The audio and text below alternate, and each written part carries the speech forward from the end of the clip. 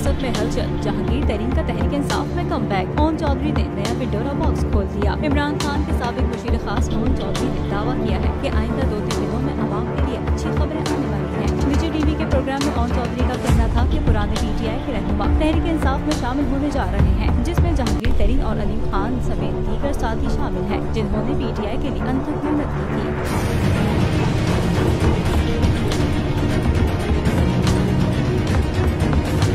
ओम चौधरी का कहना था कि आमिर कियानी इमरान खान का 25 साल से दोस्त था। उनसे भी हमारा इज्जत और एहतराम वाला रिश्ता है। अगर हमें लोगों को मनाने के लिए उनके घर भी जाना पड़ा तो जाएंगे। वाज़ेह रहे कि इमरान खान के साबिक करीबी साथी जहांगीर खान तरीन ने लाहौर में सियासी राब्ते शुरू कर दिए हैं। जहांगीर तरीन से PTI रहनुमाओं समेत 20 से ज़ायद अहम सियासी शख्सियात मुलाकातें कर चुकी हैं। इम्कान जाहिर किया जा रहा है कि जल्द ही तहरीक इंसाफ का फॉरवर्ड ब्लॉक